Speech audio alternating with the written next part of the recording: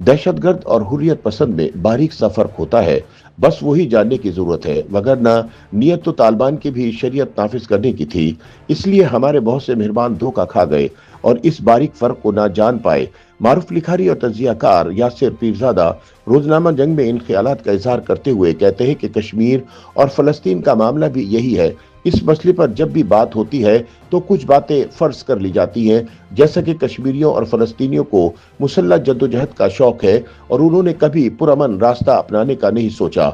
और ये कि जिस तरह हिंदुस्तान ने पुरअमन सियासी जद्दोजहद के जरिए आज़ादी हासिल की, इस तरह कश्मीर और फलस्तीन की आज़ादी भी मुमकिन बनाई जा सकती थी। बज़ाहिर इस दलील में वजन है, मगर वही बात के बारीकी में जाए तो अंग्रेजी मुहावरे के मिज़दाक इसे सेब का संतरे के साथ मुआवजा करार दिया जाएगा। दुनिया में आज़ादी की तहरीकों की मुख्तलिफ शक्लें हैं, कोई एक ऐसा फार्मूला नहीं जो सब तहरीकों पर यकसा लागू किया जा सके। सीनियर सहाफ़ी और तजियाकार अंसार अब्बासी इस हवाले से कहते हैं कि दहशत गर्दी और आज़ादी की तहरीकों में फ़र्क को समझना निहायत ही ज़रूरी है। कश्मीरी अवाम अपने हुकूक और कश्मीर की आज़ादी की जंग लड़ रहे हैं और भारत के कश्मीर में मौजूद 7 लाख फौज के सामने डटे हुए हैं। अब तक हजारों कश्मीरी भारतीय फौजियों के हाथों शहीद हो चुके हैं। हजारों कश्मीरी माओं, बहनों और बेटियों की इज्जतें भारतीय फौजियों के हाथों पामाल हो चुकी हैं और हजारों कश्मीरी भारतीय फौजियों की गोलियों का निशाना बन चुके हैं। सबसे बढ़कर कि कश्मीर पर अक़वाम मुत्तहिदा की करारदादें मौजूद हैं कि कश्मीर में राय शुमारी कराई जाए कि कश्मीरी अवाम भारत के साथ रहना चाहते हैं या नहीं, लेकिन भारत कश्मीर में राय शुमारी कराने पर किसी भी सूरत तैयार नहीं हो रहा। ऐसे में जब अब कश्मीरी अपने हुकूक के लिए हथियार उठाते हैं तो ये दहशत गर्दी नहीं बल्कि हुर्रियत पसंदी कहलाएगी। अंसार अब्बासी के बकौल इसी तरह फलस्तीन और बैतुल मक़दस पर इसराइल ने गाज़बाना कब्जा कर रखा है। इसराइल आए रोज बमबारी से बेगुनाह फलस्तीनी मर्दों, औरतों और बच्चों को शहीद करता रहता है। फलस्तीनी अपनी आज़ादी और हुकूक के उसूल के लिए इसराइल के रियासती जबर और दहशत गर्दी के खिलाफ जद्दोजहद कर रहे हैं, लिहाजा इसे दहशत गर्दी किसी भी सूरत में नहीं कहा जा सकता।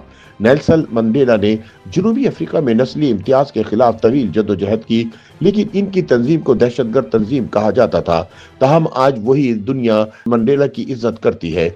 यहाँ इस बारीक नुक्ते को समझने की जरूरत है कि अल्लाह ताला ने इंसान को आज़ाद पैदा किया और इंसान अपनी आज़ादी के लिए आखिरी हद तक जाता है।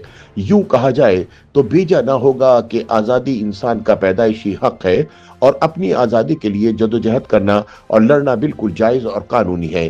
सियासी तजियाकारों का कहना है कि दहशत गर्दी का मकसद इंसानों को ज़िक पहुंचाकर अपने बुरे मकासद की तकमील होता है।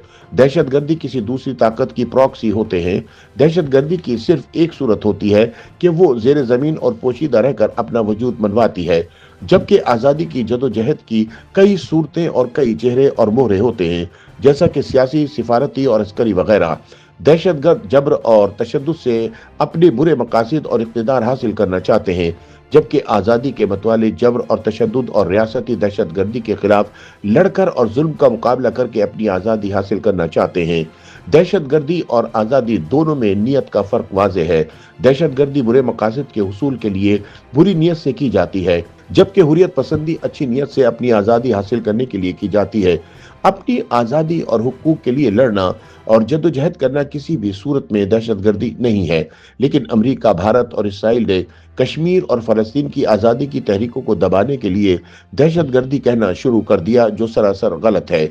इस मामले पर राय जनी करते हुए लिखारी यासिर पीरजादा कहते हैं कि आज की तारीख में अगर इसराइली फौज गजा और मगरबी किनारे को सफ़े हस्ती से मिटा भी देती और फलस्तीनियों की पूरी नस्ल खत्म कर देती, तो भी मगरबी दुनिया के कान पर जू ना रेंगती और वो इसी कर्रो फर के साथ क्रिसमस मनाते जिस तरह उन्होंने मनाई है।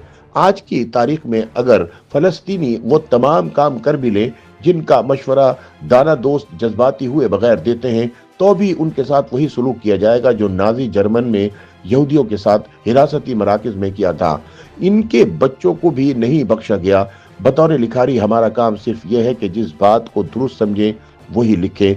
यासिर पीरजादा के बकौल मुसल्लह जद्दोजहद कोई रूमानवी तस्वुर नहीं जिसे आइडियलाइज किया जाए।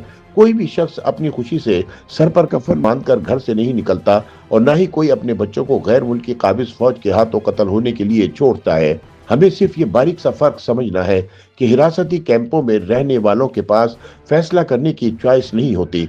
ये इख्तियार ही उनके पास नहीं होता कि वो बंदूक ताने हुए फौजियों के साथ मुज़ाकरात करें। फ़लस्तीनियों के मामले में इस्राएली फ़ौज बिल्कुल इसी तरह बेहिस है और उनके नज़दीक एक फ़लस्तीनी की ज़िंदगी की इतनी ही वक़्त है कि उसे जब चाहे बगैर किसी वजह के ख़त्म कर दें। इसके लिए इन्हें किसी 7 अक्टूबर का इंतजार करने या हमास की कार्रवाइयों का जवाब बनाने की जरूरत नहीं। हिरासती कैंप से आज़ादी फकत दुश्मन से लड़कर हासिल की जा सकती है। अब तक की तारीख तो यही बताती है। YouTube पर गूगली न्यूज देखने के लिए youtube.com की सर्च बार में गूगली न्यूज टीवी टाइप करें। गूगली न्यूज के पेज पर सुर्ख रंग के सब्सक्रिप्शन वाले बटन पर क्लिक करना ना भूलिए। YouTube पेज पर अपलोड होने वाली वीडियोस से बाखबर रहने के लिए बेल आइकन पर क्लिक कीजिए। आपको हर नई वीडियो के बारे में नोटिफिकेशन मौसूल हो जाएगा।